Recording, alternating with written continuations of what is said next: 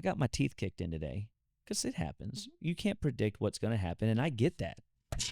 I can't predict the guy that's going to flip me off as I'm driving down the trafficy roads. I can't predict my manager getting mad at me and telling me I'm, less than, or how the cow ate the cabbage.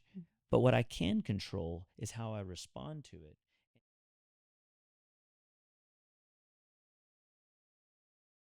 Well, good afternoon, folks. You're on the Dr. Chapa Wellness Show. I am so thankful that you're tuned in. I'm thankful that you're listening wherever you're at. We are excited to bring you quality content to teach you how to live well, be well, and move well. Think well and pray well. Think through all things life and know that when you're surrounded with good people, you're naturally going to come up to a different level, a different resonant energy.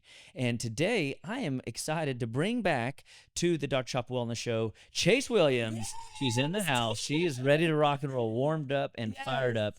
And we have been chatting about just things going on in the community today. We're going to talk about children's nutrition.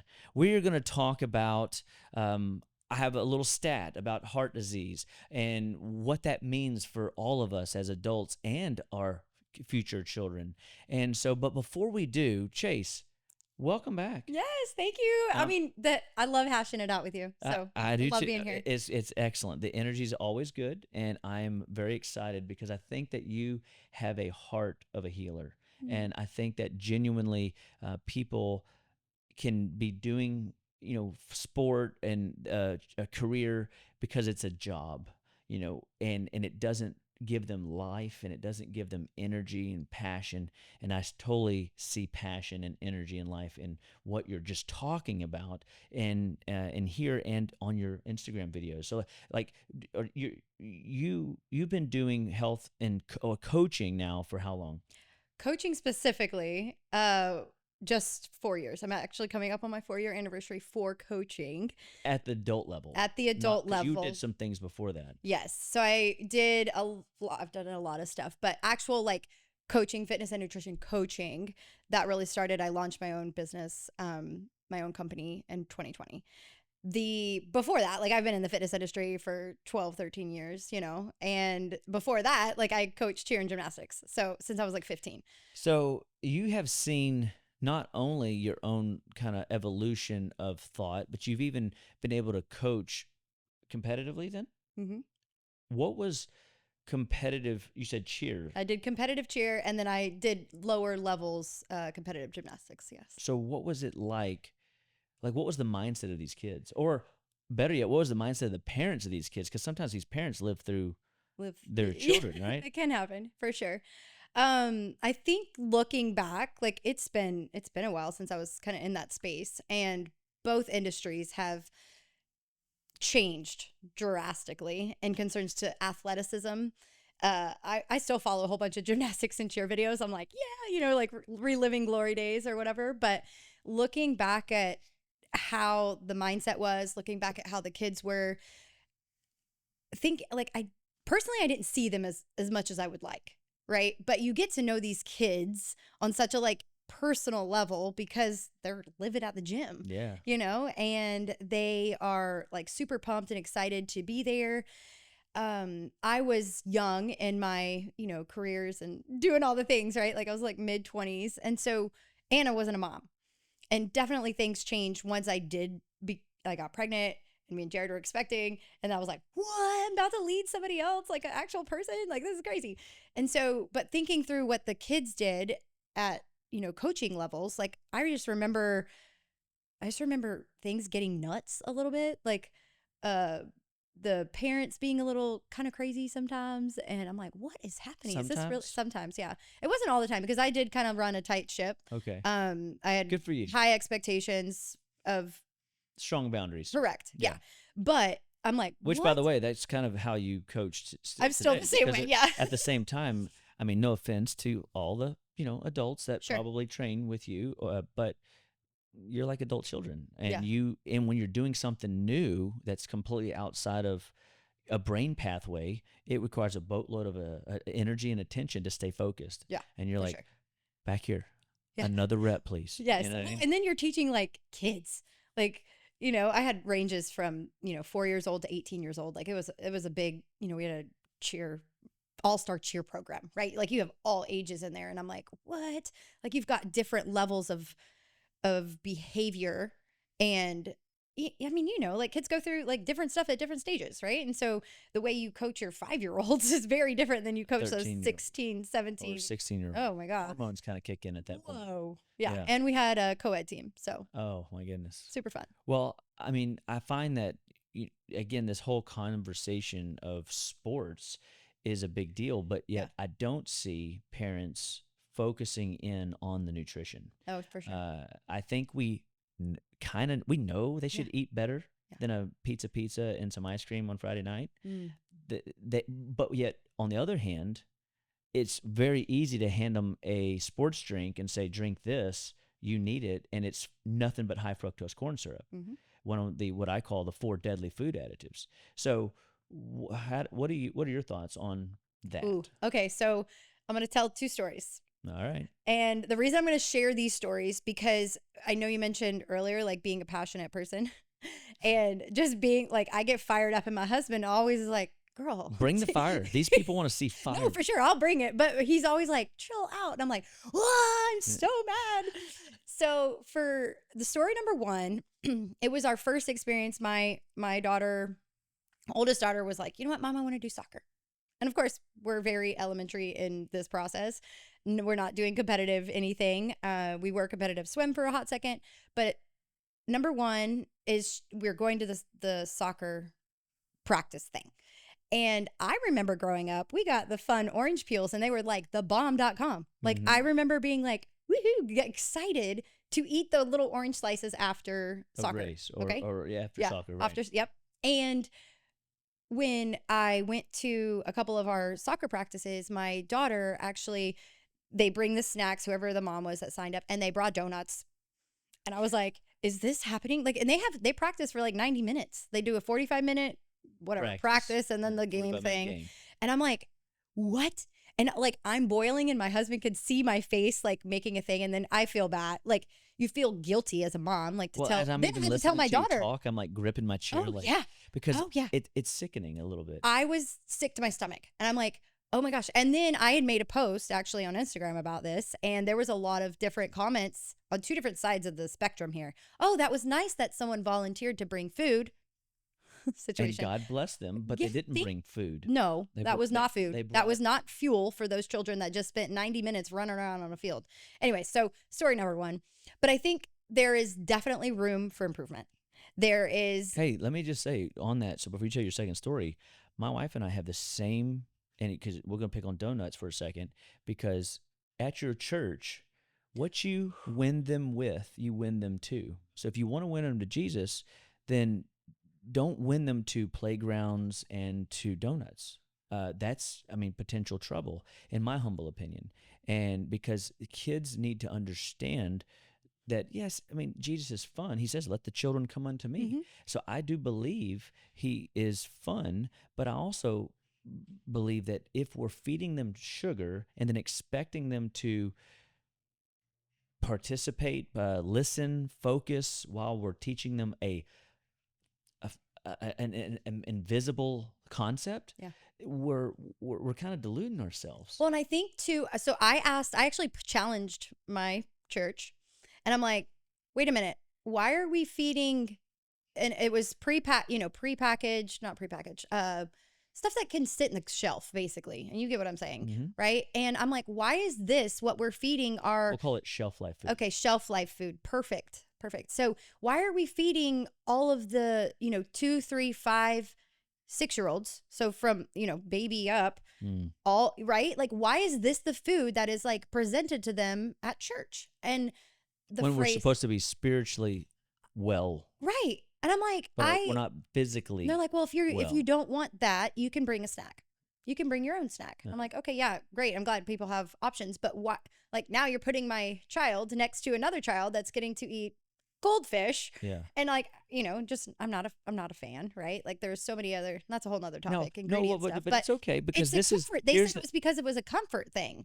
So we're now teaching that if we're food not is comfortable, then we shouldn't do it. We can't do the challenging thing and be okay intermittent fasting. Right. We can't be okay walking past the donut. We can't be okay with peer pressure. Well, in a sense, I guess we're teaching them peer pressure because Exactly. if you can get your kid to not eat it, Mhm. then good on them for it. But what if they just aren't that kid? Mhm. I mean, some kids are like, dude, I'll trade you everything I got in my bag for that, just a bite of that. Yeah. And this is, and it starts in our churches, I think, too. Yeah, yeah. One of my favorite passages in the Bible is Romans 12:1. It says, I beseech you, therefore, brethren, by the mercies of God, to present your bodies a living sacrifice, holy and acceptable to God, which is your reasonable service. He doesn't say extraordinary. Mhm. He says reasonable. Mhm.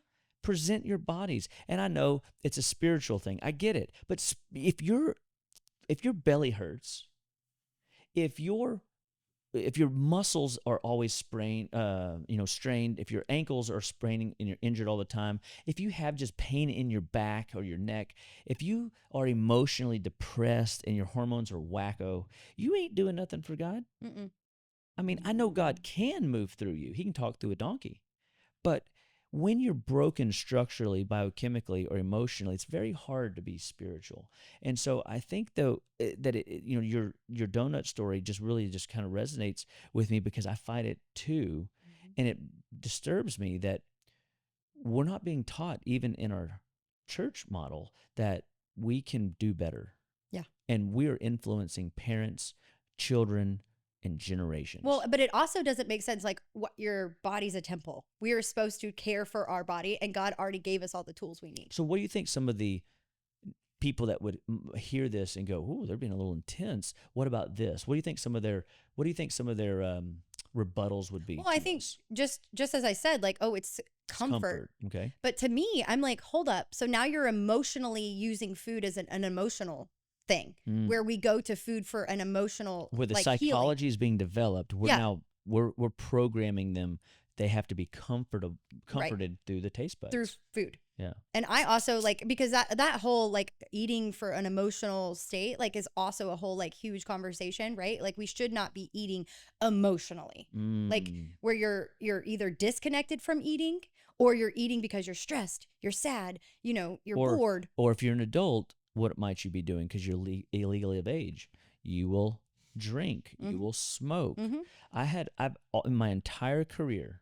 Okay, so I'm not a saint. I have had quite a bit of alcohol in my past, but I remember getting into practice 2 decades ago, and one of my rules was I would never, ever, I made the decision on the front end, drink alcohol to unwind from a stressful day. So if I got my teeth kicked in today, because it happens, you can't predict what's going to happen, and I get that. I can't predict the guy that's going to flip me off as I'm driving down the trafficy roads. I can't predict my manager getting mad at me and telling me I'm, less than, or how they eat the cabbage. But what I can control is how I respond to it. And if I went home and I gave in to the booze, that's liquid calories, number one. That's For sure. And your liver will not. It is a poison, okay? Poison. And it will not serve your body in any way to get a good night's sleep to recover. And yet I would be doing something like that to unwind. Well, who should I be leaning into? I should not be leaning into alcohol. I should not be leaning into my taste buds, because nothing below your taste buds wants that garbage. Yeah, for sure. We should be pressing into Christ and helping, growing in that. And I think that we see that as in the homes. Dad comes home from a stressful day. Beer can. Yep, whatever. And the same thing with, like, the mommy and the wine situation. Like, it's like, because I see it on the Instagram, but it's all comfort. But no, it is. It all comes from, like, oh, this is going to make me feel better. And I'm like, really? Does it really, though? Yeah. Because, like, one, you don't get a good night's, like, there's so many studies. Oh yeah, the studies are endless on bad nights of sleep. Oh yeah. Sleep, by the way, is 50% of health. I mean, if you want to be healthy, you better be sleeping. Well, did you know? I actually was speaking with another a guy recently. He did sleep studies, and he told me that I think it was like 60 or 70% of people actually have a sleep apnea and don't even realize it. Yeah. And I'm like, then you've got then you got to ask the next question. Why? What's the root cause? What is driving that root cause? Because do you think God just screwed up and made their mouths too small? Nope. I mean, most people have had their wisdom teeth removed. So you're telling me God put too many teeth in Teeth your mouth? Or are we not developing at some level? I agree. And so if we're not eating real food, and that means we're eating make-believe food, the best we'll ever have is make-believe health. And so we have to get this message of like good quality nutrition to you so that you can take it to your families. And I think that's essentially what you're saying. So what are some practical things that we could do? Give us a couple practical things, and then tell me that other story, because I really want to hone this in a little bit. So I think some of the practical things is really just only bringing the food in that you know is going to fuel your family. Like, I think that's the first step. Like, don't worry about what the kids are getting at the soccer game. Don't worry about the birthday parties. Don't worry about like them going to church. Like, let's take that on like a second level or third level, right? Like, but if we just start with our home and we start with what we bring in there and having those deeper conversations about the food, about. Do you mean you actually have to eat then around a table? Yeah. That doesn't happen in today's culture either. And that was another point. Like, we do that every single night. We are eating together. Like, we eat breakfast together. We kind of are all over the place for lunch, but like, and then we do dinner together every single night, like all of us. And it's important because not only is it a connection, like for your kids to emotionally be present with you, but then you're having this like conversation, and it creates that space for kids to ask questions about food. And I get a lot of the times people are like, how do you get your kids to eat that? I'm like, well, since they were little, every single kid did baby-led weaning, which was basically they eat real food as soon as they start showing those signs. Yeah. And I didn't do any of the, baby formula. So it starts from the beginning. Well, and most baby formulas are chocked full of preservatives and chemicals and fake thises and fake that's and processed proteins. And it is I've helped more children with acid reflux issues, rashes, earaches, drippy sinus issues, allergies galore with just removing formula out of their diet. That's crazy. I mean, and people, but they all come back with the question, well, what do I eat? Yeah. What do I do? What do I feed them? They're going to starve to death. I'm like, no, food, like real food. Yeah. Real food. And I mean, and there are options, like we had to raise Kinley on goat milk. We had to raise Ellie on goat milk. Tiffany dried up, 3-4 months. So we're not perfect. We had to make course correction, but we didn't go buy pasteurized milk. We found raw goat milk, and that's what we fed our kid with. And people would shun us. They would tell us that we made all the mistakes. I mean, maybe we did. I don't know. But here's what I can tell you is my kids 18, 15, 13, and 8, and never been on an antibiotic, never been vaccinated. They are healthy. They are strong.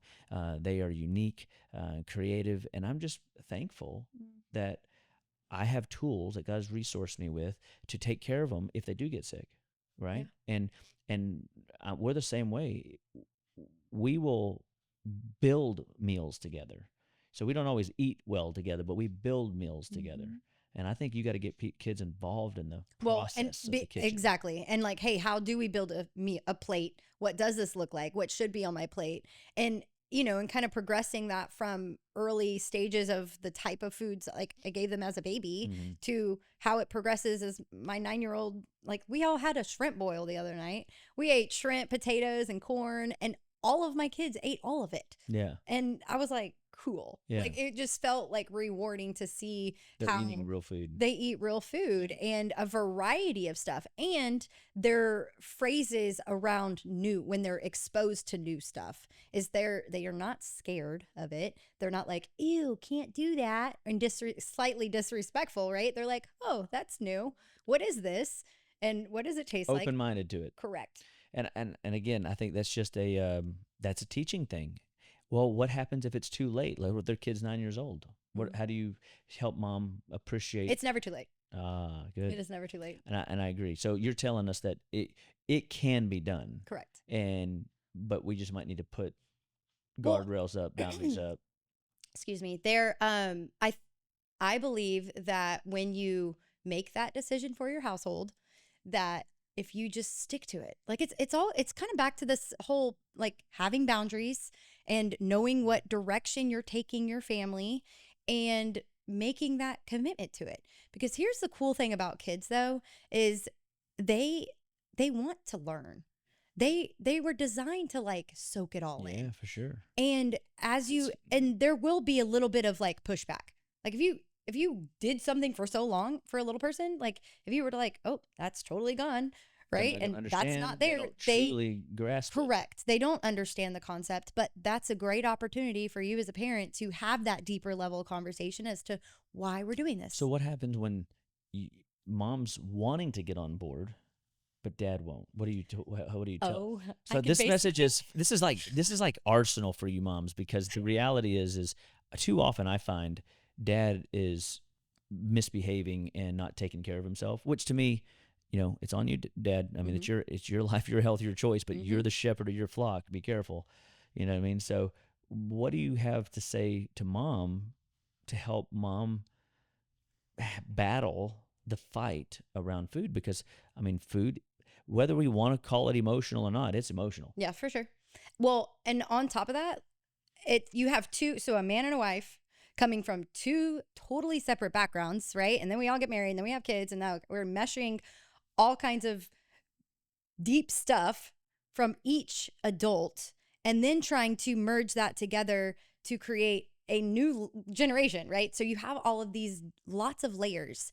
And so to answer your question, I'm pretty passionate about like taking a stand. And I'm thankful God gave me a very strong man, because I am like powerful. Like I'm pretty feisty. And I think a lot of women do, like, they're like, wow, they see that in me, and they see this like deepness and this like blah, slight not like aggressive, like in a negative way, but like this like almost, yeah, like I'm fired up about it, and this is what we're gonna do. Yeah. And I am thankful, so thankful for one, who God gave me, and but on top of that, like I feel like I have a little bit of like, for me personally, a little bit of fire under my freaking butt, that I'm like, we have a duty to lead these children. Convicted. Oh my gosh, it's so heavy. And I like, when just me answering this question, like from a personal level, like I'm not like most women. Like I truly, like, there are a few friends, like my sweet Tiffany, right? Like your wife, like I met her, and I remember the very first day I met her, I'm like, this woman, I need her in my space more than like, I remember the very first. I love you, honey. Oh my gosh, she's absolutely amazing. Love you, Tiffany. So, but thinking through how women can kind of start that conversation, it's going to be a little at a time. Yeah. Like here I am, because I'm one that like, I make a decision for a long-term decision. It's in. Oh, it's in. Locked in. Oh, for sure. Yeah. And it's taken progressive stuff. And it's funny because even now my husband's like, oh, he'll make comments about seed oils and like all these random. He's starting to get it. He's starting to understand, and he's starting to be aware. And then he is saying like, oh, well, this has this in it, right? I might even, go into that too. Like if you start today, because I always tell people like, when's the best time to plant an oak tree? Right. You just 50 years ago. But when's the next best time? Today. Now. And so if you start sowing those healthy seeds and you start leaving a trail of breadcrumbs, so to speak, for him to kind of catch on, he'll get it. But we're not going to, a man convinced against the will is of the same opinion still. He's not going to just switch gears overnight. But if he appreciates the value of raising and rearing children and teaching them that his responsibility is to lead well, her mom's responsibility is to lead well, and together shared goals build unity. If we have a vision, hey, you want to be the best football player, then you need to train like the best. You need to eat like the best. If you want to be the great tennis player, soccer coach, swim coach, it doesn't, volleyball, it does not matter. Pick your thing. One of my son's friends is wanting to do speaking in the political space, and he's 16 years old. He better eat well. Tony Robbins, the great Tony Robbins. Everybody's heard of motivational speaker Tony Robbins. He gets a chiropractic adjustment before he goes on stage. Joe Rogan says he never goes on a show without taking brain support. I get it. These are patterns that when you start implementing these little practices, it begins to shift you. And those little practices started as a seed of education, and it's because no pressure, but because the pressure's on you 100% of the time to make these, course corrections for your family dynamics, you just got to be bold and willing to just do it. Yes. I love that you mentioned bold, because it really does take a little bit of like gumption. Oh yeah. and like a backbone. Like you almost have to like have, like we said, like the fire and the stance, and like be ready for a little bit of like pushback. Yeah. Be like, and you do have to like work together, but it doesn't both. Again, we have two different humans coming together in this household, and both are going to move at different paces. That's right. And that's that whole yin and yang thing about being in a marriage, and you got to kind of lean into like both sides and a little bit of give and take here and there, and progressing a little at a time. And it's funny because when I do come outside of my household, like there's still so much that I want to clean up, right? Like it's not. Yeah, we're not perfect. No, and not I think at all. that's a good. So admittedly, Mhm. if somebody came to my house, they would find paraphernalia. They won't find the 4 deadly food additives. We don't have high fructose corn syrup. We don't have artificial sugars. We don't have the MSG laden products, and we don't have the partially hydrogenated oils. We don't have the seed oils. Mhm. So we're good on that front. That's like an easy. Mhm. But my kids eat things that I would prefer them not to eat. So I guess in some respects I am lying, because there's some processed food in our freezers, and it's got seed oils in it. Canola oil is a seed oil, and it is bad for your liver. And that's a challenge, man. I mean, because I'm working, and Tiff's running kids around to sports, and sometimes you do lean into convenience. And if you're eating out ever, you're going to get at least one of those 4 deadly food additives. For sure. So I stand corrected. I guess I just caught myself. As you were speaking, I'm like, all of it, lying like, to these people. I'm sorry. No, but I am real, right? Oh, yeah. But I know for myself, I'm making every effort to serve my family and lead them well in letting them know if they feel bad, it's probably something they ate or something they're not. Well, and I think there's a lot of conversation around that whole like what's your body feel thing, because and I try and educate the girls on that too. Like when we talk about the types of foods we're eating, and when we are eating something that is out of our norm, or when they're at like, birthday parties and they're just consuming stuff that I'm like, oh my God, like I'm freaking out over here, and they're just like having their best life. Right. And I'm like, ah. But I have that conversation with them like, hey, yes, you can have that. Like I want them to also understand that what they put in their body can make them feel a certain way. Right. And having that discussion. Yes. Like, go ahead. If that's what you want to do, and you feel that that's going to serve you right now, like have it. But listen to your body. And I always say, like, we go from snow cones every now and then. Yeah. Right. Like summertime right here in Texas. Like, it's so stinking hot. Like, of course we're going to have a snow cone. So we do that. And I'm like, hey girls, just a reminder, you do not have to finish that whole snow cone. That's right. Right. Like listen to your body. When your body says stop, like stop. I remember Lexi she didn't go to school one Monday morning, and she had a tummy ache. And so I don't know what it was, or maybe it was a Tuesday. I don't remember, but I remember going for a walk, and I tried moving. It moves the lymphatics, and it helps a lot. And I'm doing things to help her bowels and get her system moving.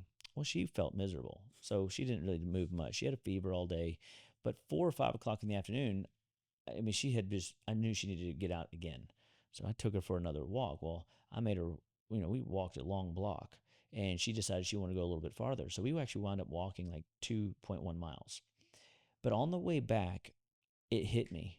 And I go, hey, by the way, when's the last time like you actually had a bowel movement?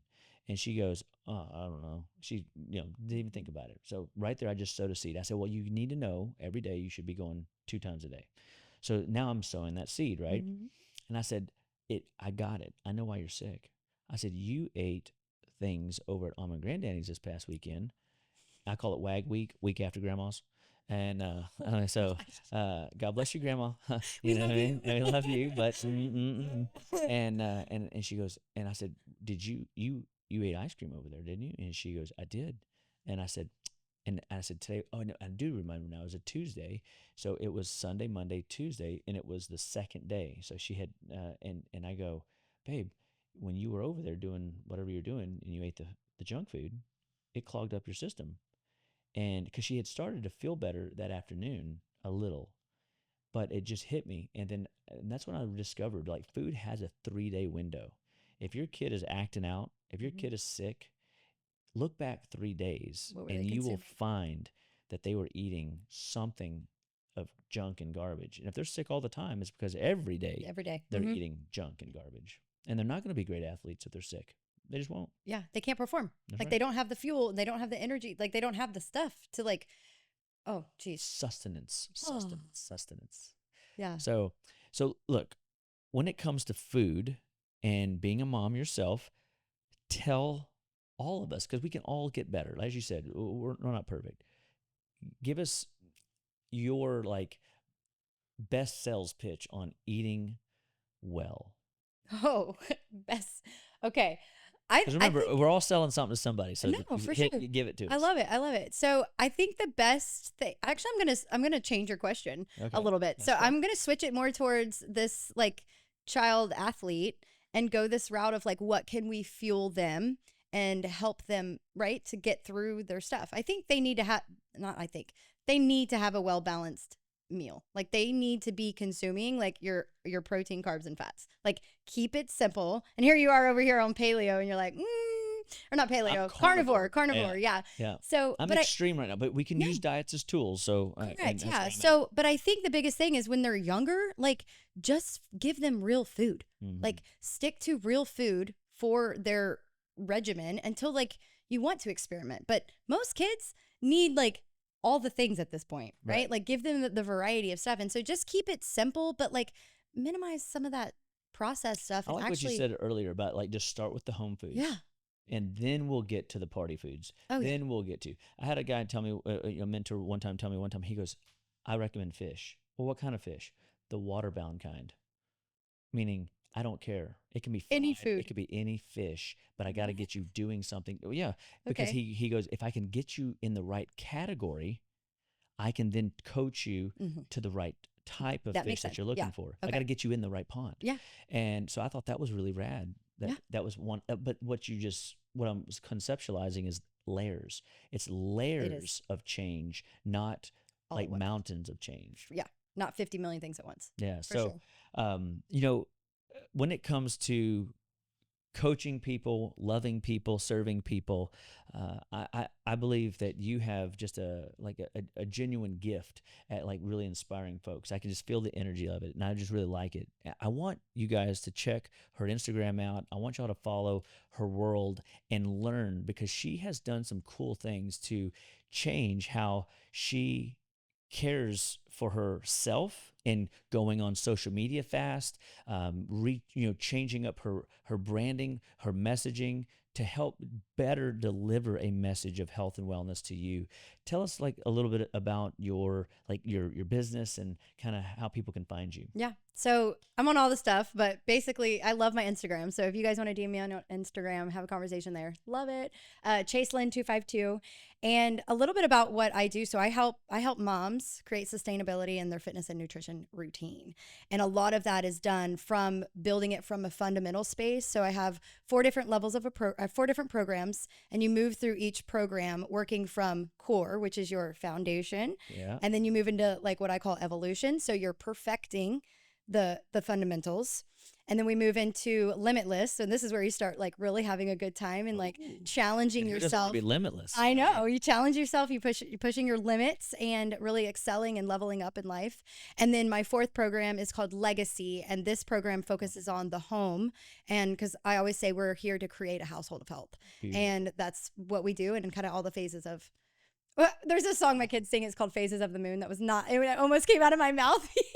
Well, and we're in a very big phase of the moon right now with a full moon. But guys, that right there is awesome. That is a really great, like, catchy desire. One, we all want to have a good, solid foundation. We want to be an influence, and we want to leave a legacy. And it sounds like you are not just teaching it. I mean, you're coaching it. You're hand in hand right there. And so I hope you guys appreciate the power of this lady and what she has to offer you guys in getting well and staying well. And on the Dr. Chapa Wellness Show, like I sit back and I think who I would want to come on the show. I don't want just anybody. I want people that are making life changes for themselves. They're not just selling you stuff. And what we are indeed selling is a better you tomorrow, because we care about you, and we care about your family, and we care about your kids, and we want you to choose well, live well, and be well each and every day to the best of your ability, knowing that it is up to you. And you get to do this wonderful thing called life. And we want you to live fully and abundantly in every way possible. So God bless you today and stay healthy. We'll check you later.